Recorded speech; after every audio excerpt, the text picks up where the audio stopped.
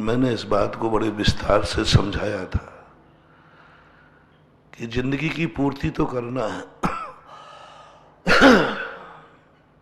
आवश्यकता तो है, तरीके दो होते हैं। धन चाहिए है, डाकू भी धन लेता है। लिया डाकू ने धन, लेकिन अपराधी बनकर लिया। धन तो पा लिया। धन तो पापी भी कमा लेता है, लेकिन पाप करके। वह धन हमारी जिंदगी में कभी सुकून नहीं दे पाता, क्योंकि उसके पीछे दूसरे की बद्दुआ छुपी हुई होती है। कल मैंने बहुत सारे उदाहरण दिए थे। जेब काट कर धन लूट करके लाते कितना भी धन लूटे, वो कभी तुम्हें अमीर बनाने वाला नहीं है। कही थी ना कल पंक्ति, चोरन के घर खेती भई। चोरों के यहाँ कभी खेती होती नहीं, होती ही नहीं। इतना धन लूटते हैं, इतना धन लूटते हैं, फिर भी उनकी जिंदगी में कभी सुकून नहीं मिला। आप देखना, जुआरी जितने होते हैं, इतना धन लाते हैं, जिंदगी में कभी सुखी नहीं रहते। तो वह विधि भी है लेने की, लेकिन वह विधि अपन को अपनी जिंदगी में नहीं चाहिए। भावना निरंतर भाव कि हे भगवान, मुझे कुछ मिले या नहीं मिले, लेकिन मैं पाप करके कुछ लेना नहीं चाहता। किसी को दुख दे करके मुझे सुख नहीं चाहिए। कल अंत में मैंने कहा था ना कि सब लोग एक प्रतिज्ञा करो कि हमें सुख तो चाहिए, इसमें कोई संदेह नहीं है, क्योंकि संसार का स्वभाव है। दीक्षा करो सुख की, मिलना ही चाहिए सुख। बस एक बात का ध्यान रखना है, हमें सब कुछ चाहिए। धन भी चाहिए, आप गृहस्थ हैं, भूख लगी है, रोटी भी चाहिए, दवाई भी चाहिए, सब कुछ चाहिए। मैंने पहले ही विगत 8 दिनों से बोल रहा हूं, हमें जिंदगी में वो सब कुछ चाहिए जो मुझे जरूरत है। इसके लिए कोई भी दर्शन मना नहीं करता। बस तरीका अपनाना है कि तरीका क्या अपनाऊं। तो मैंने कहा, चाहे भली दुखी होके मर जाना, गरीब होके मर जाना, लेकिन कभी लूट करके अमीर होने का भाव नहीं करना। किसी को रुला करके कभी हंसी नहीं किसी को रुला करके हंसी नहीं चाहना, क्योंकि वो रोएगा, हम हंसेंगे, तो वे आंसू हमारे हंसी को भी रुदन में बदल देंगे। किसी के घर में चोरी होती है, ओहो, जब हमारे पास आते हैं जिनके घर में चोरी होती है, उनके चेहरे देखो, उनकी पसीने की कमाई है। महिलाओं ने कितने लड़के भिड़ करके वो आभूषण बनवाए थे, और चोर ले जाता है। तो हे भगवान, महिलाओं की बद्दुआ कभी मत लेना भैया, शायद दुनिया में कुछ है ना। सबसे खतरनाक बद्दुआ है महिलाओं की, खतरनाक, बहुत खतरनाक। पूरा उंगलियां चटका के सत्यानाश करते हैं, क्योंकि करना ही चाहिए। क्योंकि उनके जीवन में जो आया है वो तो स्वयं कमा नहीं सकती। उनको अपने पति से या पिता से कैसे उन्होंने वो आभूषण बनवाए हैं, वो वही जानते हैं। जब उनका आभूषण जाता है तो उनको रह रह के याद आती है, ये मैंने कैसे बनाया था, कैसे बनाया था। बर्बाद हो जाओगे, वो तुम्हें शांति से रहने ही नहीं देगा। बच्चों की चीज चली जाए, परिवार की चीज चली जाए, और बड़े रखी थी उसने तिजोरी के अंदर। ऐसी जिंदगी में कोई मतलब नहीं है अमीरी से। कोई भी चीज हमें छीन करके नहीं लेना, दुखा के नहीं लेना, लेना तो है। तो कल हमने ये सारे तरीके तुम्हें बताए थे इन तरीकों से अपने आप को नहीं, दूसरे के आंसू पर अपनी खुशी नहीं, दूसरे को लूट कर अमीर बनना नहीं, दूसरे के पास जो वस्तु है वो हमें चाहिए तो जरूर है लेकिन छीन करके नहीं। नियत तो है, हमारे शास्त्रों में आया ना, 6 लेशाएं होते हैं। आम तो चाहिए है, देख के मन तो ललच गया है, खाने का मन भी हुआ है। अब इसके 6 तरीके बताए। पहला तरीका बताया जो दुष्ट होता है, कौन इस पेड़ पे चढ़े, गिर जाऊंगा, पड़ जाऊंगा, वो पेड़ को ही जड़ से काट देता है, पेड़ को जड़ से मिटा देता है, काट देता है। बताओ, एक आम के लिए मन ललच गया, जरूरत थी तुझे, पूरे पेड़ को ही काट दिया। डाकू ऐसे ही होते हैं, आतंकवादी ऐसे ही होते हैं, पापी ऐसे ही होते हैं।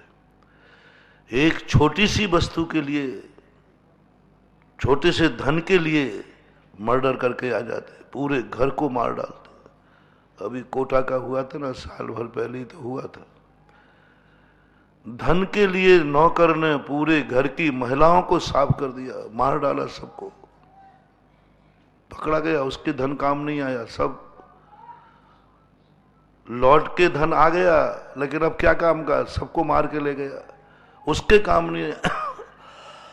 ये कृष्ण लेस्या के परिणाम जैनाचार्यों ने बहुत उससे कहे। अपने जीवन में कभी कृष्ण लेस्या का परिणाम नहीं आने देना।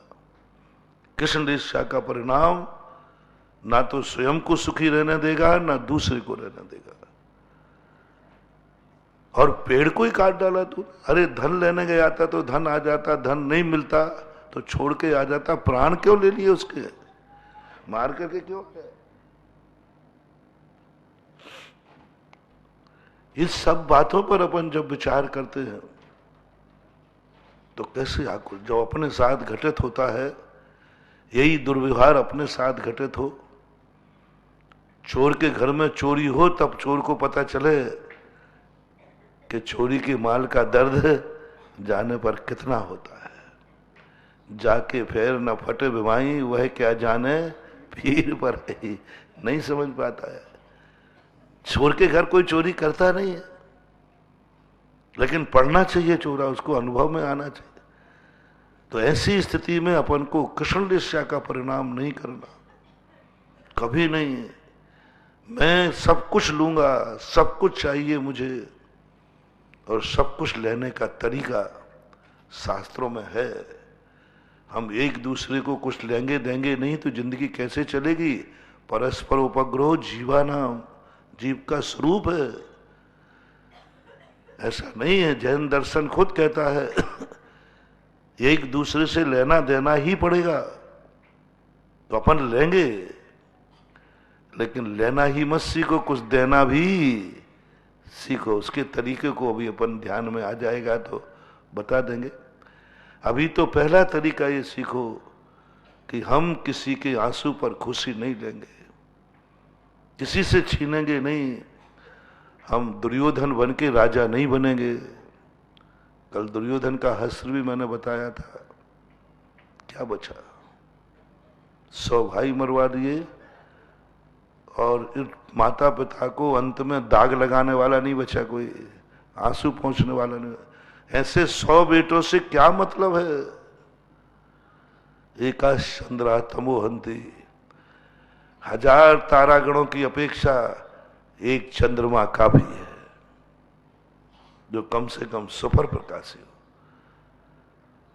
और ये कृष्ण लेस्या सबसे ज्यादा खतरनाक व्यक्ति को, सुपर को दुखी करते। दूसरा व्यक्ति वो होता है जो पेड़ को तो पूरे को नहीं काटता, तने को छोड़ देता है, जड़ को छोड़ देता है, लेकिन बड़ी डाली काट देता है। इसकी भी निंदा की, ऐसा भी नहीं, तूने पेड़ को तो छोड़ दिया लेकिन डालियां तो काट दी। घर के मुखिया को तो नहीं मारा, महिलाओं को मार डाला, बच्चों को मार डाला, मुखिया को तो नहीं मारा। मुखिया का तो इंतजार किया कि मैं उसी दिन इसके घर में जाऊंगा जिस दिन मुखिया घर में नहीं होगा। लेकिन डालें तो सब काट दिए। मुखिया किसके लिए है? घर का मालिक था, बच्चों के लिए कमा रहा था, बच्चों के लिए सबका था, बच्चों के लिए ही जोड़ के रखा था उसने, उन्हीं बच्चों और महिलाओं को मार डाला। ये नील लेस्या कहलाती है। एक होती कापोत लेस्या, जो निकृष्टतम निकृष्ट, जिसमें व्यक्ति मारता तो नहीं है लेकिन अधमरा छोड़ के चला जाता है, जिंदा रहने लायक ही नहीं रहेगा, सिर फोड़ जाएगा, कामा में चला गया, हाथ पैर काट देगा, विकलांग कर देगा, एक कौड़ी भी छोड़ के नहीं जाएगा, खाने को भी नहीं छोड़ेगा। मारा नहीं, विनाश नहीं किया, लेकिन उस पेड़ को ऐसा तहस नहस करेगा, ऐसी जिंदगी बना देगा कि तुम अब जिंदगी में किसी लायक रहोगे ही नहीं, कुछ भी नहीं, जीना वीना सब बेकार। ये तीन लेस्याएं जैन दर्शन में निकृष्टतम निकृष्ट कही। और ये तीनों लेस्याएं नारकियों की तो नियत रूप से होती हैं, मनुष्यों में कुचित कजाचित होती है, देवों में होती नहीं है। त्रियंश मनुष्यों में ये कापोत लेस्या भजनी है। इन लेस्याओं से अपन को बचना है। और ये लेस्याओं का परिणाम हमारे लिए कितना खतरनाक होता है, बहुत खतरनाक। इसलिए चुनाव वगैरह की कल बात की थी मैंने, कृष्ण लेस्या के चुनाव, मरने मारने के चुनाव, गद्दी चाहने की भाव, गद्दी पर बैठने का भाव मत करो, दुनिया तुम्हें गद्दी पर बैठा लेगी, वो सिंहासन कहलाएगा। अब जो चौथी लेस्या में जब व्यक्ति प्रवेश करता है, जिसकी आज अपन चर्चा करना थी, हमने कहा था अच्छी लेस्या लेने का तरीका भी मैं बताऊंगा तुम्हें, दुनिया से कैसे लेना, हर चीज से, पेड़ से, पौधों से, सरकार से, परिवार से, भगवान से, सबसे लेना है। अपन लोग तो लेने के लिए ही हैं, अपन को क्या अपने पास है, क्या अपने पास है क्या? अपन को तो सब उधार लेना है, कुछ नहीं बंधु। ये शरीर है उधार मिला है, माँ बाप से मिला है, काय से मिला है? ये पला है, माँ के दूध से पला है, खून है, मात पिता रज वीरज मिलकर बनी देह तेरी, ये कुछ नहीं है, उधार है। और जो कुछ भी अपने यहाँ आकर जन्मते हैं, सब किसी न किसी का पराया है, कुछ नहीं अपना। ज्ञान की अपेक्षा देखो तो कई बार मैं शास्त्रों को पढ़ते पढ़ते ध्यान करता हूँ तो ऐसा लगता है कि हमारा ज्ञान तो कुछ है ही नहीं। हम तो निरे बुद्धूचंद हैं, न छह द्रव्य सात तत्व नौ पदार्थों में कुछ भी नहीं जानते, है ही नहीं ज्ञान। हर व्यक्ति जन्म से जन्मता है निरक्षर होकर के। अनार का है, ये गुरुजी ने पढ़ाया है, स्कूल में पढ़ाया है, पूरी जिंदगी नहीं पढ़ाते तो हम पढ़ भी नहीं पाते। यानी दो अक्षर जो हम पढ़ रहे हैं वो भी किसी दूसरे की कृपा है, कोई दूसरा पढ़ा देता है। धर्म की दृष्टि देखी जाए तो कोई भी ज्ञान अपने पास नहीं, छह द्रव्य सात तत्व नौ पदार्थ, इनमें का कोई भी ज्ञान अपने पास नहीं, कोई भी ज्ञान नहीं। क्या है अपने पास बताओ तो सही। थोड़ा सा विचार करे बंधु तो अपन बराबर कंगाल कोई नहीं है, कुछ भी नहीं, सब कुछ एक अक्षर का ज्ञान में सब रटा हुआ। छह द्रव्य हैं, रट दिए। कई शास्त्र में 5 लिखे होते तो अपन 5 बोलते। 24 तीर्थंकर हैं तो हैं, कोई कहता 25 होते हैं। एक आगम मिल जाए तो हम लोग बड़े उसमें वो करते, अरे नई बात मिल गई, अरे क्या मिल गई, एक आचार्य ने 25 तीर्थंकर माने, अरे बड़े खुश होते। अच्छा, और नई बात मिली, तुरंत स्वाध्याय में कहते बुद्धू चंद। और 26 मिल जाए तो यदि अकलंग स्वामी समंत्रभद्र जैसे, कुंद कुंद जैसे महान हमारे विश्वसनीय आचार्य 26 लिख देते तो अपन तो 26 पे पक्का थे। इध में वो दृश्य में वो, अपन को कुछ नहीं करना है, जो कहा वो सही है बस। कितने कहे, बोले जितने कहे। 6 द्रव्य साथ कुछ नहीं, एक अक्षर का ज्ञान नहीं। अनार का है वो हमें पढ़ाया गया, ये एक है, दो है, ये गिनती हमें पढ़ाई गई, उधार है सब। ब्याज लगाया जाए तो ब्याज भी नहीं चुका पाओगे। हमारी हंसी पराधीन, हमारे आंसू पराधीन। कर्म की कृपा हो जाए तो हंस जाऊंगा, और कर्म की कृपा नहीं हुई तो रो पड़ूंगा। 24 घंटे में हम पूरी कठपुतली बन गए हैं। थोड़ी देर के लिए तो हमें कोई अपनी जिंदगी जीने का मौका मिले। थोड़ी जिंदगी को मैं कह सकूं आज मैं स्वतंत्र हूं। हम 1 मिनट की घोषणा नहीं कर सकते दावे के साथ मेरा अगला मिनट बिल्कुल सुखी होगा। पूज्यवर कार्तिकेय स्वामी कार्तिकेय परीक्षा में कहते हैं, 1 मिनट की तू घोषणा करके दिखा दे, यदि तेरे हाथ में सब कुछ है तो स्वाभिमानी स्वतंत्र अपने आप में है। 1 मिनट की घोषणा करना नहीं कर सकते। एक समय में काया बदलते देखिए, एक समय हंसने वाले दूसरे समय रोते देखे हैं। एक समय में 11वें गुणस्थान का आनंद लेने वाले, ओहो क्या बात है। 11वें गुणस्थान, भैया हम लोग जानते हैं 11वां गुणस्थान क्या कहलाता है। कसायों से रहित, यथाख्याचारित, परम शुद्ध उपयोग। एक समय, अब एक समय में तुम्हें बता नहीं पाऊंगा, आपकी दृष्टि 1 सेकंड मान लो। 1 सेकंड में असंख्यात समय होते हैं। परम शुद्ध उपयोग का अनुभव कर रहा है और दूसरे समय में गिरा सीधा दूसरे में या तीसरे में मिथ्यात और अनंतानुबंधी कसाय। दूसरे समय में इतना कसाई हो गया, इतना कसाई हो गया कि मर करके 1 इंद्रियों में चला गया, 2 इंद्रियों में चला गया, पृथ्वी काय बन गया, निगोद में चला गया, मिथ्यात्व में गया तुरंत। एक समय बाद मिथ्या दृष्टि, कहां सदुपयोग दशा और कहां दूसरे समय में मिथ्यात्व की दशा। अब दोनों दशाओं में जमीन आसमान का अंतर कहूं कि और कोई नई चीज लाओ, इतना अंतर है। कर तो सही तू एक समय के आनंद की, मैं इस समय आनंद में हूं, दूसरे समय में भी आनंद में रहूंगा। परिणाम पश्येन, पूज्यवर जयसेन स्वामी जय धवला की 4थी पुस्तक में कहते हैं, इन परिणाम प्रत्यों का बड़ा वैचित्र है, संभाले नहीं संभलते। क्या पुरुषार्थ में कमी रह गई वहां पर, और कहां चूक हो गई। इतना बेचारे ने पुरुषार्थ किया, कसायों को पूरा शांत किया, मुनि बना, समस्त पाप छोड़ दिए, एक पाप को भी उसने नहीं रखा बेचारे ने। 5 पापों को निर्दोष, 28 मूल गुण में किंचित मात्र भी यदि दोष है तो वो श्रेणी चढ़ ही नहीं सकता, निर्दोष है, परिणामों में निर्मल है, पूरी पुरुषार्थ। और 11वें गुण स्थान में ऐसा क्या बुरा भाव कर लिया, वहां बुरा भाव होते ही नहीं, परम शुक्लेश्या है, परम पवित्र परिणाम है, वहां निमित्त भी नहीं, निमित्त की तरफ दृष्टि भी नहीं। 11वें गुणस्थान वर्ती जीव की दृष्टि निमित्त की तरफ नहीं होती, और निमित्त की तरफ उसके परिणाम जाते नहीं, उसके परिणामों में अच्छा बुरा आता नहीं।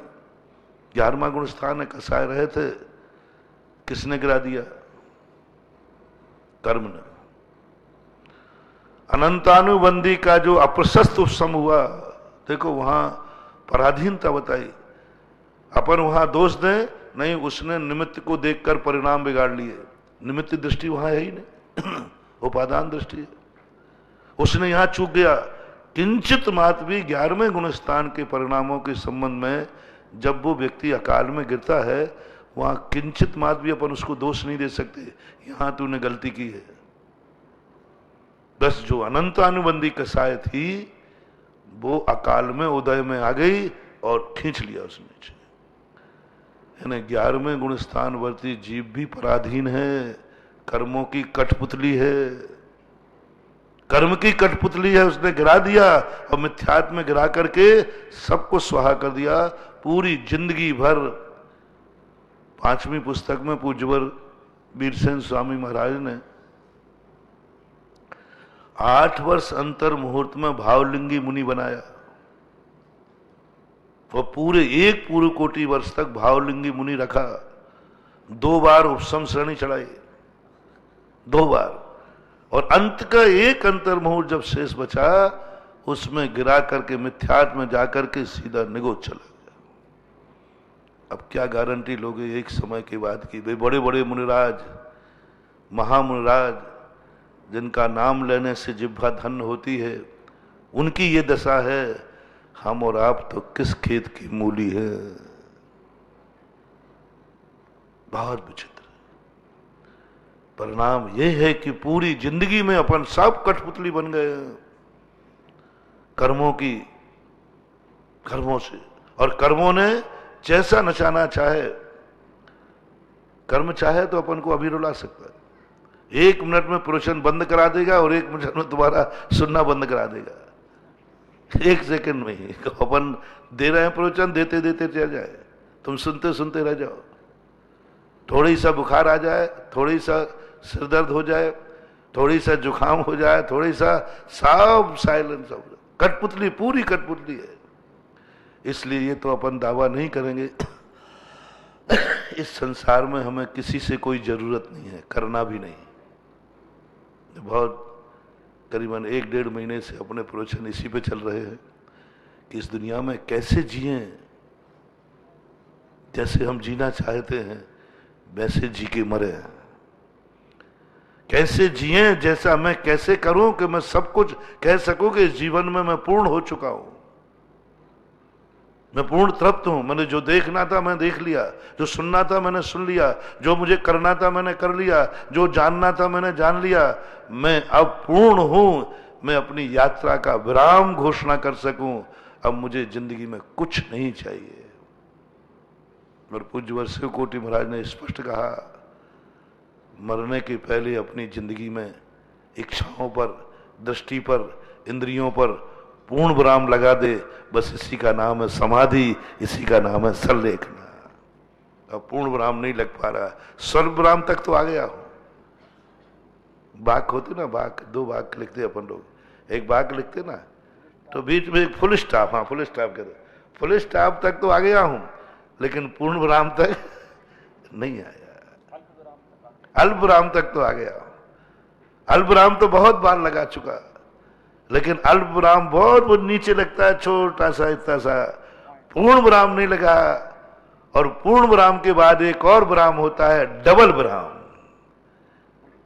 फुल स्टॉप, एकदम डबल लगता है। जैसे बही खाता लिखते थे ना, 2 लाइनें आने, अब बिल्कुल बंद, सब्जेक्ट पूरा हो गया। अब वो लाइनें तो अपनी इस जिंदगी में लगेंगी नहीं। 2 लाइनें इस कलयुग में कोई नहीं लगा पाएगा। इस कर्म भूमि पे कोई भी 2 लाइनें नहीं लगा पाएगा। हम कितने प्रयास करें कि डबल लाइन यानी बस आज का बंद कहीं का था, लेकिन एक विराम लगाना, संलेखना। उन्होंने कहा, क्या तुम घोषणा कर सकते हो? मुझे जितना सोचना था मैंने सोच लिया, अब मैं विराम देता हूं। समाधि की तैयारी, संलेखना। यदि ये तुमने कर दिया तो 2-3 भव और 7-8 भव के बाद डबल विराम लग जाएगा, नियम से गारंटी। लेकिन पहले एक घोषणा करो, अब कुछ और सोचना बाकी है। कितना सोच लिया जिंदगी भर? घोषणा करो मरने के पहले।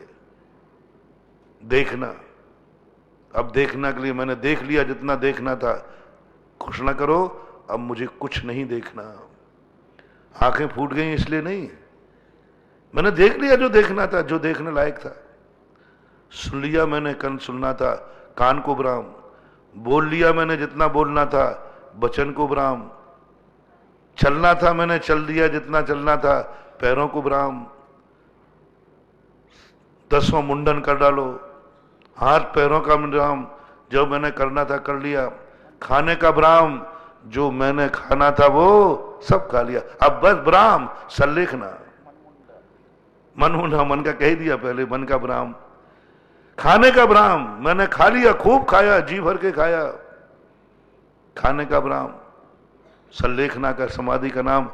सब समाधि वाला कहता नहीं खाना है, बोले नहीं, क्यों? बोले खूब खा चुका, बहुत खा लिया, अब मैं खाने को विराम देता हूं। जिंदगी में अब मैं चारों प्रकार के अन्न जल का त्याग करता हूं। जैसे उसने विराम लगाया, संलेखना शुरू हो गई, समाधि की स्थिति बन गई, बस हो गई समाधि। हो किसी और से मिलना है, बस नहीं, मिल लिया मैंने सबसे, अब किसी से मुझे नहीं मिलना, किसी से कुछ नहीं मिलना, सब तरफ से। इतना सुंदर वर्णन पूज्यवर शिवकोटि महाराज ने किया कि संलेखनाधारी से एक एक बात कहते जाओ, पूछते जाना उससे।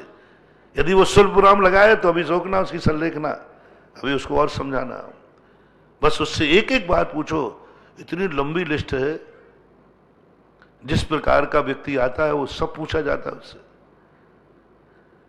दीक्षा के समय हम लोगों से आचार्य से पूछते किस प्रकार का व्यक्ति आया, कोई बाकी है, पढ़ना लिखना बाकी हो, माँ बाप की सेवा बाकी, कुछ भी तुम्हारे मन में हो, क्या लिस्ट पूछी जाती है समाधि के समय। और ये कार्य, ये कार्य, ये कार्य उसको बोलना पड़ता है, नहीं ब्राह्म, नहीं ब्राह्म, नहीं ब्राह्म, सब ब्राह्म ब्राह्म ब्राह्म करता जाता है। फिर पूछते अंत में, कोई खाने पीने की इच्छा, गर्मी बहुत पड़ रही है, ठंडा पानी लाओ, नहीं ब्राह्म, अन्न जल का त्याग। देख ले गर्मी लग रही है, गर्मी पड़ रही, गला सूख रहा है, होंठों पे पपड़ी जम रही है, वो कह देगा नहीं ब्राह्म, मैंने चारों प्रकार के अन्न जल का त्याग कर दिया। और जैसे ये ब्राह्म घोषित हो जाए, जिस दिन अपनी जिंदगी में, ओहो मजा आ जाएगा, उसी की तैयारी पूर्ण ब्राह्म की तैयारी है। लेकिन करना बहुत कठिन है महानुभाव, अपने हाथ में नहीं है पूर्ण ब्राह्म। पूर्ण ब्राह्म लगाने के पहले ही कर्म धावा बोल देवे। बड़े बड़े मुनिराज जिंदगी भर मुनि रहे, समाधि नहीं कर पाए,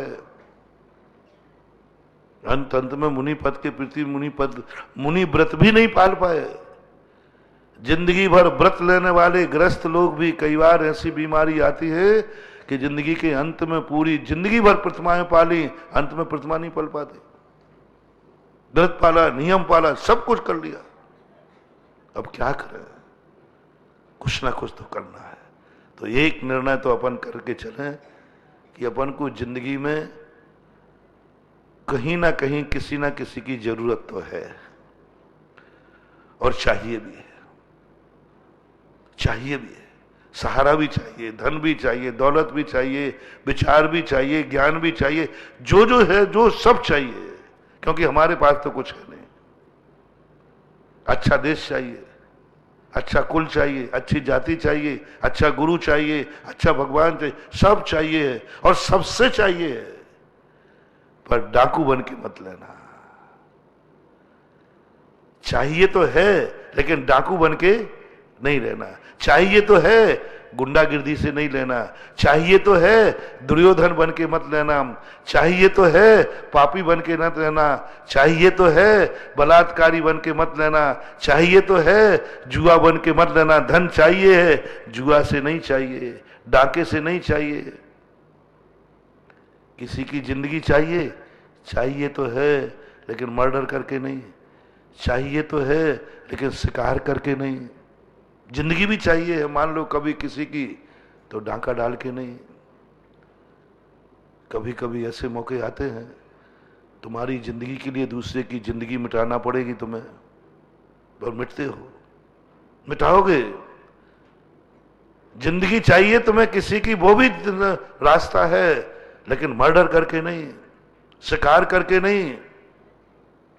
उसका तरीका है, कैसे जिंदगी लूं मैं किसी की। चाहिए, इसकी जिंदगी लिए बिना मेरा काम नहीं चलेगा, इसकी जिंदगी जाएगी पक्का है, लेकिन मर्डर करके नहीं, हत्या करके नहीं। उसका तरीका जो चौथी लेस्या है, तेजो लेस्या। 3 लेस्याएं जो हैं निकृष्ट थी, वो हमने निकाल दी। जो अभी मैंने कहा कि वो तो बहुत अत्याचार करके लेते हैं, तांडव नृत्य मचा देते हैं, लेकिन 34 लेस्या वाला जो तेजो लेस्या वाला होता है, वो कहता है लूंगा, सब लूंगा, लेकिन उपासना, उपासक भाव, उपासक भाव तेजो लेस्या वाला तरीका अपनाता है। जो विगत 8 दिन से मैं कह रहा हूं, उपासना कैसे चली? उपासना है क्या? जिस वस्तु को तुम देखो, पहला पॉइंट बनाओ, जो भी वस्तु तुम्हें लगे ये वस्तु बहुत अच्छी है और तुम्हें इससे कुछ चाहना है, तुम्हें इससे कुछ मिलना है, चाहे वो भगवान हो, चाहे परिवार हो, चाहे संसार हो, चाहे ये कागज हो, चाहे XYZ कुछ भी हो। पहले तो तुम निर्णय करो कि तुम्हें क्या क्या चाहिए है, दूसरा निर्णय करो वो किसके पास है। बस ये 2 चीजें तुम खोज लो। पर तरीका मैं बता रहा हूं, तेजोलेस्या। किसी वस्तु को देख करके ये वस्तु बहुत अच्छी है तो तुम्हें लेने का भाव आ रहा है कि उसकी प्रशंसा करने का भाव आ रहा है? आप कापोतलेस्या में हैं कि तेजोलेस्या में हैं? आप कृष्णलेस्या में हैं कि तेजोलेस्या में हैं? आप नीललेस्या में हैं कि तेजोलेस्या में? आप पापी हैं कि पुण्यात्मा हैं? आपका तरीका क्या है? तो मैं आपको बता रहा हूं कि उस वस्तु को देखकर फर्स्ट टाइम कोई अच्छी वस्तु आपने देखी, आपको कैसा लगा? उसको पाने का भाव आया, उससे पाने का भाव आया कि उसकी महिमा गाने का भाव आया, उसको नमस्कार करने का भाव आया, उसका प्रमोद भाव आया, आनंद भाव आया। मैंने कितने पुण्य किए कि मेरे सामने इतनी अच्छी वस्तु, अभी लेने का भाव नहीं। यदि कोई भी सोने का सिक्का भी पड़ा है, यदि दृष्टि जाते ही लेने का भाव आ गया, कापोतलेस्या आ गई। पहले समय लेने का भाव आना चाहिए, लेकिन देखते ही हमें अच्छी वस्तु है, गुणशुभ प्रमोदम। तेजोलेस्या वाले का सबसे पहला भाव आता। तुम सम्यक दृष्टि हो कि नहीं, तुम खुद पता कर लेना। तुम्हारी तेजोलेस्या है कि नहीं, पता कर लेना। कोई भी अच्छी वस्तु जो तुम्हारे पास नहीं थी उसके पास है, उसको देख करके तुम्हारे मन में प्रमोद भाव, गुण शुभ प्रमोदम। वो गुण कोई भी हो सकता है, उम्र से भी बड़ा हो सकता है, धन से भी बड़ा हो सकता है, ज्ञान में भी बड़ा हो सकता है, तप में भी बड़ा हो सकता है, रिद्धि सिद्धियों में बड़ा हो सकता है। जो भी तुमसे बड़ा हो, एक गुण भी अधिक है वो तुमसे बड़ा है। तुम रात्रि भोजन नहीं करते हो, दूसरा करता है। तुम मंदिर नहीं जाते, दूसरा जाता है। तुम गुटखा खाते हो, वो नहीं खाता है। वो एक माला फेरता है, तुम नहीं फेरते हो। XYZ कुछ भी। वो पढ़ाई करता है, तुम नहीं करते। वो दुकान पे समय पे बैठता है, तुम नहीं बैठते। जो कुछ भी है, उसको देख करके, ऐसा व्यक्ति देखा तुमने, तो देख करके तुम्हारे अंदर कैसा भाव आया? ईर्षा भाव, जलन भाव, नीलेस्या। कापोतलेस्या में इतनी भाव आया, जो इसके पास है वो मुझे मिल जाए, ये व्यक्ति मेरा हो जाए, ये वस्तु सोने का सिक्का पड़ा है मेरे जेब में आ जाए। जो कुछ भी है, ये कापोतलेस्या थी।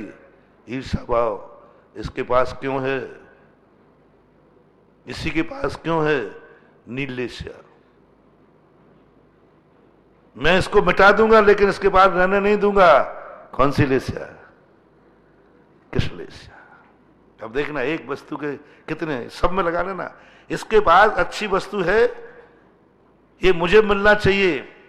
ये नील कापोतलेस्या का परिणाम है, नरक जाने का परिणाम है। ऐसे व्यक्ति को उस समय आयु बंद हो जाए तो पहले नरक में जाके पड़ेगा।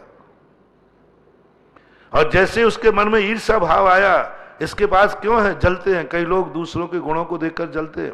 गरीब अमीर को देख के जलता है, झोपड़ी वाला मकान को देख के जलता है, फैल वाला पास होने को देख के जलता है, पापी पुण्यात्मा को देख के जलता है। देख दूसरों की बढ़ती को, तो ये नीलेस्या का, यदि मर गए तो आप दूसरे तीसरे नरक में पहुंचेंगे। और यदि ये भाव आ गया, मैं इसके पास ये वस्तु रहने नहीं दूंगा, मैं इसको सुख शांति से रहने नहीं दूंगा, मैं इसकी नींद हराम करके रहूंगा, मैं इसके पास ये गुण रहने नहीं दूंगा, ऐसा परिणाम आ जाए। आते मुझे नहीं मिले तो नहीं मिले। कुवैत के अंदर बताते हैं, कुछ वर्षों पहले कुएं है ना, तेल के कुएं, तो उनका युद्ध चल रहा था अमेरिका का। उनमें जो भी नाम था, उसने क्या किया, कितना निकृष्ट परिणाम। कुएं के सब थे बराबर थे, मात अकेली कुवैत की अमेरिका की बात थी, वो हार गया। ये अब तेल अमेरिका निकालेगा, 600 कुओं में आग लगा दी। बताओ क्या मिल गया? बोले मुझे कुछ नहीं मिला, लेकिन सामने को भी ना खाऊंगा ना खाने। 600 कुओं में आग लगाई, बरसों तक आग चलती गई। कितना तेल और कितने ज्वालामुखी फटे, कितने भूकंप आ रहे हैं उसके। मत इतना था, तेल तो वही था, गाड़ी में जाना था। कुवैत की सील नहीं लगती, अमेरिका की सील लगती, फर्क इतना ही था, ज्यादा कुछ नहीं था। ऐसे नहीं कि कुवैत निकाल ले तो तेल ज्यादा निकलता है, नहीं, कुछ नहीं था, सब कुछ वही था। मात अकेले सील कुवैत की लगती, वो अमेरिका की लगेगी। इतने पे आ गया उसके कसाय भाव, 600 कुओं में आग लगा दी। संसार में ऐसे बहुत वस्तु हैं, भोग हैं, जो दूसरों की बढ़ती देख करके आग लगा देना चाहते हैं। मैं नहीं सोऊंगा तो तुम्हें नहीं सोने दूंगा, मैं नहीं खाऊंगा तुम्हें नहीं खाने दूंगा, मैं शांति से नहीं तो तुम्हें भी शांति से।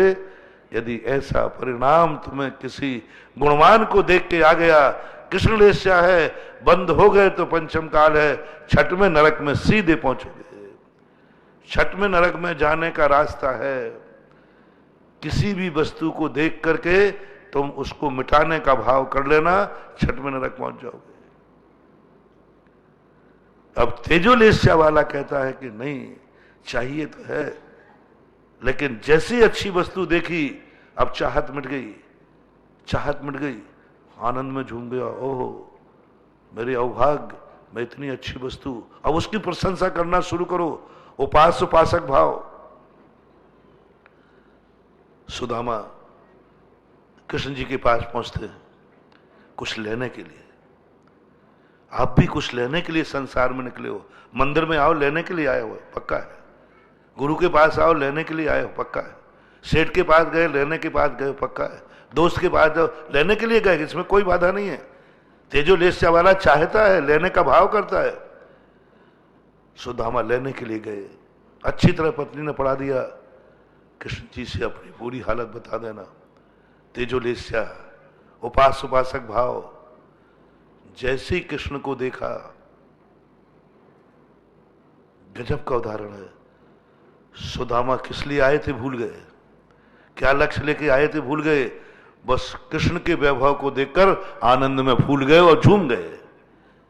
इतने आनंद में हो गए, कृष्ण का जहां देखे मेरा कन्हैया ये, मेरा कन्हैया ये, मेरा कन्हैया ये, मेरा, बस उसको एक ही दिखे कि मेरा कन्हैया यहां पहुंच गया, मेरे कन्हैया के इतने मुकुटबद्ध राजा, मेरे कन्हैया का ये सब। इतने झूले कि 7 दिन सुधा कन्हैया के पास रहे, एक दिन भी ये नहीं सोच पाए कि मैं किस लिए आया था, भूल गए। उपास उपासक भाव। एक बार बहुत पहले मैंने एक छोटी सी कविता लिखी थी, शायद थोबन जी की है। भक्त और भगवान का संबंध कैसा होना चाहिए, प्रेम और प्रेमी का संबंध कैसा होना चाहिए, वात्सल्य भाव कैसा होना चाहिए, स्नेह भाव कैसा होना चाहिए, परिभाषा तुम कुछ भी नाम दे देना। आकाश में सूर्य निकलता है, तालाब में सूर्य कमल खिलता है। सूर्य ने कमल को क्या दिया है, जो कमल सूर्य पर मुदा है। भाव बता रहा हूं, कमल ने सूर्य को क्या दिया, सूर्य ने कमल को क्या दिया। आज तक सूर्य कभी जमीन पर आया नहीं और कमल कभी सूर्य के पास पहुंचा नहीं। उस सूर्य ने कमल को क्या दिया है, जब जब सूर्य निकलता है कमल खिलता है, और जब जब सूर्य डूबता है कमल मुरझाता है। ये कैसा संबंध है, ये भक्त भगवान का संबंध है। ये कैसा संबंध है, ये कैसा संबंध है। अरे लेन देन हो तो फिर भी संबंध बने, कुछ लिया दिया है तो फिर भी संबंध बन जाए। कुछ लिया है कुछ दिया है, अरे उपकार उपकारी भाव है, उपकार नहीं, कोई उपकारी भाव नहीं। बस जिस दिन हमारा वस्तु से सूरज और कमल के समान संबंध हो जाए, कमल से पूछो तो सूर्य को देखकर खिलता क्यों है, बोल तुझे इसने क्या दिया, बोले कुछ नहीं दिया, फिर बस इसकी ऊंचाइयां देख करके मुझे आनंद आता है, इसकी ऊंचाइयां देखकर मुझे आनंद आता है, इसके गुण देखकर मुझे आनंद आता है, इसका प्रकाश देखकर मुझे आनंद आता है। ये सारे जगत का अंधकार दूर करता है, यही मुझे आनंद आता है। मैं तो नहीं कर पाया। कमल कहता है मैं तो कभी एक तालाब का भी अंधकार दूर नहीं कर पाता हूं, लेकिन दुनिया में एक शक्ति ऐसी है जो सारे जगत का अंधकार क्षण भर में दूर कर देता है। रात भर का पहला हुआ अंधकार भक्तांबर में आए ना एक श्लोक में कि सूर्य की किरण निकलते ही रात भर का पहला, एक शक्ति ऐसी है, बस उस शक्ति को देख देख करके मैं दिन भर फूला रहता हूं। पर मुरझा क्यों जाता है? क्योंकि उसके जाते ही सारा अंधेरा छा जाता है। यह है तेजोलेस्या का परिणाम। यह है उपासक भाव। यह है उपासक भाव। क्या तुम्हारा कभी इस उदाहरण को ध्यान रखना, अपनी परीक्षा खुद की करना, किसी भी वस्तु को देख करके जो तुमसे अधिक है उसको देखकर तुम्हें क्या भाव आया? प्रमोद भाव आया, आनंद भाव आया, इतना आनंद भाव आया, ओहो मैं तो समझ रहा था कि मेरे पास जो नहीं है वो दुनिया के पास भी नहीं होगा। ये है मेरे अधिक पुण्यात्मा जीव, मेरे पास नहीं इसके पास है। और आनंद में डूब जाओ, इतने आनंद में डूब जाओ कि तुम किस लिए निकले थे वो भी तुम्हें खबर नहीं। संसार की बातों पर तुम लगा लेना, मैं मंदिर में लगा देता हूं। मंदिर आया है दुखी होकर व्यक्ति, मंदिर आया है कुछ पाने के लिए व्यक्ति, इच्छाएं होती है, ग्रस्त है, मंदिर जाते ही हैं, चाहे हम लोग भी जाएं, कोई ना कोई इच्छा तो है, कर्मों को काटने की इच्छा सही, कोई ना कोई इच्छा है, तभी मैं मंदिर गया भगवान की तरफ। लेकिन जैसे तुम भगवान को देखो, जो तुम सोच के आए थे सब भूल जाओ, बस नाचना शुरू कर दो। किस लिए नाच रहे हो? भगवान ने कुछ दे दिया? बोले नहीं, मेरा भगवान दुनिया में वहां पहुंच गया है जहां मैं नहीं पहुंच पाया, इसलिए मुझे आनंद आ रहा है। अब भगवान के प्रति आपका आनंद इतना हो जाए, सुदामा जैसा अपना सब कुछ भूल जाओ और भगवान में लीन हो जाओ, आनंद से नाच उठो, गुणानुवाद करना शुरू करो, उसकी प्रशंसा। धन्य है भगवान, उनके गुणानुवाद। सकल गेय गायक तदपि निजानंद रसलीन, सो जनेन्द्र जयवंत नित हरि रज रहस विहीन। बहुत अच्छी भावना है, पूरी भावना पढ़ो। ऐसी भक्ति टपकती है, ऐसी भक्ति टपकती है शुरू में भगवान की प्रशंसा। भक्तांबर पार उठाया, भगवान को देख करके पूछो, और मान तुंग आचार्य ने प्रशंसा ही करना शुरू कर दी। दुख भूल ही गए, दुख तो फिर वो लास्ट के जाकर के श्लोकों में कहा। पहले श्लोकों में तो भगवान की प्रसन्नता, सम्यक प्रणम्य जनपाद युगम युगादा भक्तांबर प्रणति मौन मणि प्रभाणा मुद्योत कम दलित पाप। भगवान की प्रशंसा है, भगवान आपके चरण, अरे रज ले ले, रज मत बाद में लूंगा, पहले प्रशंसा तो कर लूं। ऐसे चरण जिनके चरणों में नमस्कार करते ही देवताओं के मुक्तों की कांति बढ़ गई। कितनी बड़ी प्रशंसा है। देवताओं की रखी हुई मणियों से चरणों की कांति नहीं बढ़ी, चरणों की कांति से उनके मुकुट की कांति बढ़ गई।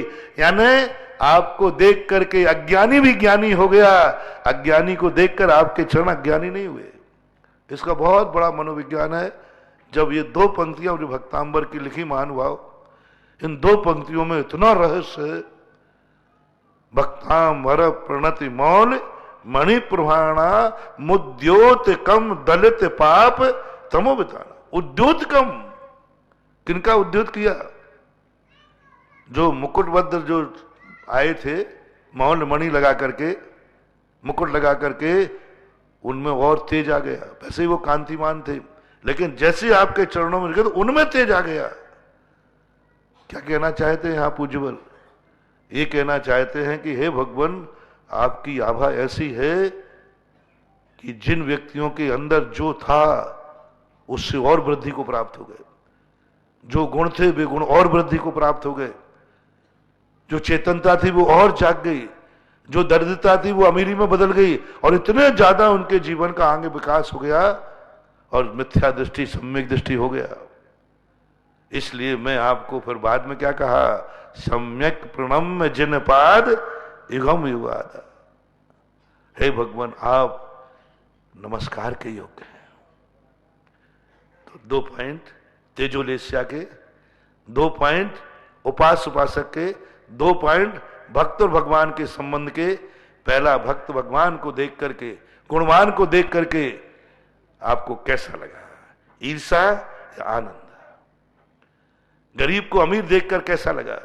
मैं बहुत बार कहता हूं, कई गरीब आते, महाराज जी मेरी जिंदगी में कभी अमीरी आएगी कि नहीं, 2 पैसा देख सकूंगा कि नहीं, मेरे घर में झोपड़ी है मकान कभी बना सकूंगा कि नहीं, मेरे घर में साइकिल है कभी मोटरसाइकिल आएगी कि नहीं। बहुत लोग आते और मैं बहुत कुछ बता भी देता हूं, लेकिन तुम पूछने मत आना, मैं यहीं बता देता हूं, क्योंकि मैं सब कुछ जो कुछ मेरे पास मैं प्रश्नों बता देता हूं। कमरे में कुछ बताता नहीं हूं और यहां कुछ मैं छोड़ता नहीं हूं। जो कुछ मुझे आता है मैं सब प्रश्नों बता देता हूं। बस एक मंत्र पूछ रहा हूं तुमसे, गरीब से, अमीर को देख के तुम्हें कैसा लगता है? जलन होती है, मिटने मिटाने का भाव आता है, बद्दुआ देने का भाव आता है, या दुआ का? बीमार तुम हो, निरोगी व्यक्ति को देख के कैसा लगता है? तुम्हारी नींद हराम हो रही है, नींद नहीं आ रही है और बाजू में कोई सो रहा है, तुम्हें कैसा लगता है? तुम्हारा तो सिर दर्द कर ही रहा है, तुम्हें तो नींद आने वाली है नहीं, और बाजू में जम के घर्राटे ले रहा है, महाराज जी मेरा बहुत सिर दर्द होता है, बहुत। कौन सा सिर दर्द वो बोलते? वो माइग्रेन, माइग्रेन, माइग्रेन, माइग्रेन, बहुत सिर दर्द। महाराज जी नींद ही नहीं आती। वो तो तुम्हारी किस्मत में लिखी है, वो तो होगा। और महाराज जी भविष्य तो बता दो। तो पहले बस इतना तुम बता दो, जो बाजू में सो रहा है घर्राटे लेकर, उसको देख के कैसा लग रहा है? बस एक बहुत छोटा सा उदाहरण दे रहा हूं महानुभाव, तेजोलेस्या का, भक्त और भक्ति का, गुणसो प्रमोदम का कैसा लग रहा है? 90% क्या लगा, इसको जम के मारो सारे का सो रहा है, मैं तो मर रहा हूं और जलन होती है। उसकी नींद हटाने का भाव होता है। मैं पर्ची तो आज वो है ना, क्या बोलते, मकर संक्रांति की पर्ची थी, तो ये तो देख कर कैसा लगा? तो इस स्थिति को लेकर के जब उनको भाव आया, यदि तुम्हें भाव आ गया, ओहो मैंने ये कितना पुण्यात्मा जीव है, कितना धर्मात्मा जीव है, इसने कभी किसी की नींद हराम नहीं होगी, आज सो रहा है। मैं वो पापी हूं जो दुनिया की नींद हराम की थी, और उस सिर दर्द में ही सोने वाले को, जय जैनैन भैया नमस्ते, जाओ सुबह तक तुम्हारा सिर दर्द ठीक हो जाएगा, क्योंकि तुमने दूसरे को देखकर अपना दुख भूल गए और उसकी प्रशंसा करने लगे, पूजा करने लगे, भक्ति करने लगे। आज मकर संक्रांति है, इस विषय को अपन आगे समझेंगे तेजोलेस्या के संबंध में, उपास उपासक भाव के संबंध में। 5 मिनट है तो अपन उसको कर लें। आज मकर संक्रांति, हर चीज का टेम्पल डे होता है, हर चीज का डे होता है। शिक्षा दिवस है, माता दिवस है, सब दिवस, वैलेंटाइन डे है, बहुत बहुत। लेकिन एक दिवस हमारे शास्त्रों में कहा था, आज देव दर्शन दिवस है। आज देव दर्शन दिवस है, किसी को खबर ही नहीं, जैनियों को खबर नहीं है तो क्या दूसरों को खबर होगी? कल शाम को मैंने इस पर 2 मिनट पर प्रकाश डाला था। आज देव दर्शन का समय है। आज भरत चक्रवर्ती ने अपनी अयोध्या के स्थान से पहली बार कम से कम नहीं तो 20 कोड़ा कोड़ी सागर वर्ष के बाद, 18 कोड़ा कोड़ी लगभग समझ लेना, 18 कोड़ा कोड़ी सागर वर्ष के बाद पहली बार भरत चक्रवर्ती को अकृत्रिम चैत्यालय का दर्शन हुआ था। निषद पर्वत के ऊपर से निकला हुआ सूर्य जब अयोध्या की तरफ बढ़ रहा था, उस समय चैत्यालय के दरवाजा पड़ा और 500 धनुष प्रमाण अकृत्रिम चैत्यालय के दर्शन हुए पहली बार। आज ये रूढ़ी का दिन नहीं है, आज वस्तुतः पूछा जाए देव दर्शन दिवस है। जैसे आप लोग यदि शिक्षा दिवस पड़ता है तो आप शिक्षकों को मानते हैं, आपका मदर दिवस पड़ता है, मदर डे, तो आप माता को मानते हैं, और वैलेंटाइन डे पड़ता है तो आप लोग क्या करते हैं? वो तुम सब जानते हो, मैं नहीं बोलूंगा, मुझे उससे कोई ऐतराज नहीं। आज जैसे तुम और दिवस पढ़ते हो तो उसके साथ वो व्यवहार करते हो, जय जैन जो भी आप करते हो। बस आज सारे भारत के जैनियों से मेरा कहना है कि आज देव दर्शन दिवस है, आज हर व्यक्ति मंदिर में जाकर भगवान का दर्शन करेगा, ये नियम है। आज देव दर्शन दिवस है, आज करना ही है दिन भर में। कभी एक बार जो कभी नहीं गया हो मंदिरों में, आज जरूर जाना। आज देव दर्शन विदय, जैसे लोग दुनिया के दिन के समय उससे संबंध व्यक्ति को ढूंढकर उसको गिफ्ट देते हैं, उसके साथ वेलकम करते हैं, मुबारकबाद देते हैं। आज हर व्यक्ति को जाकर मंदिर में देव दर्शन करना है और भगवान को कुछ ना कुछ गिफ्ट में देना है। अब भगवान को कौन सी गिफ्ट पसंद है वो तुम देख लेना। आज हर व्यक्ति को पहला है, क्योंकि आज सारे भारत में आज हर व्यक्ति को फोन करके करना है देव दर्शन दिवस।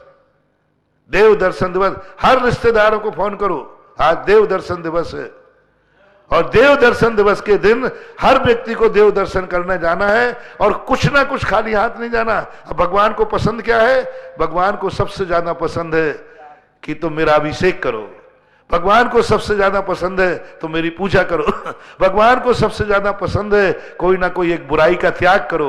भगवान को सबसे ज्यादा पसंद है कि आज के बाद, आज देव दर्शन के दिवस पर गुटखा खाने वाला गुटखा का त्याग करे, शराब पीने वाला शराब का त्याग करे, रात्रि भोजन वाला रात्रि भोजन का त्याग करे, आलू प्याज खाना, जो कोई ना कोई एक बुराई छोड़ना है और भगवान से एक अच्छाई लेना है। आज देव दर्शन दिवस है। इसको मकर संक्रांति के नाम से मत मनाओ। इसको जैनी लोग मकर संक्रांति का वर्णन जैन दर्शन में कोई विशेष नहीं, वैष्णव दर्शन में तो है, जैन दर्शन में मकर संक्रांति की कोई चर्चा नहीं।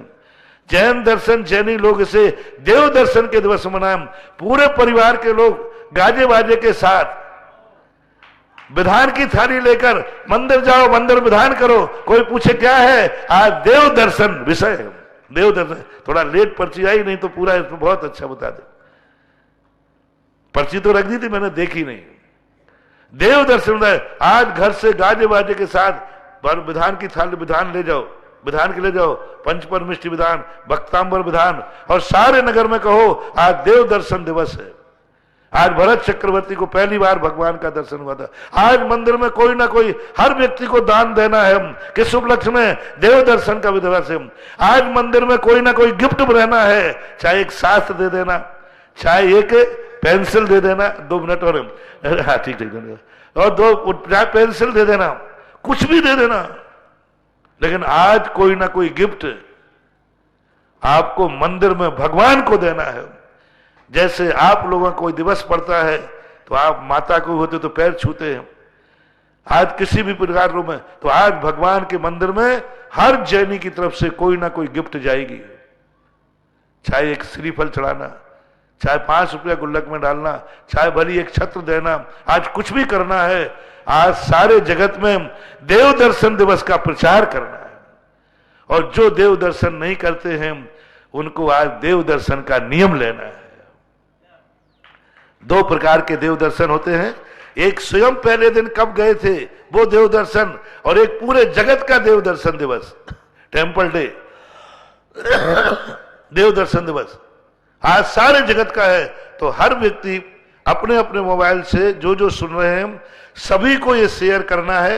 आप कहते हैं ना ये बात पढ़ करके आगे बढ़ाएं, तो ये बात सुनकर के आज शाम तक हर व्यक्ति को अपने रिश्तेदारों से अपने आप एक बात करना है, आज देव दर्शन दिवस है, आज मंदिर जरूर जाना और कोई ना कोई गिफ्ट जरूर भगवान को देना। यही आज मकर संक्रांति पर जैनियों के लिए संदेश है। इतनी कह के विराम करता हूं। महावीर भगवान।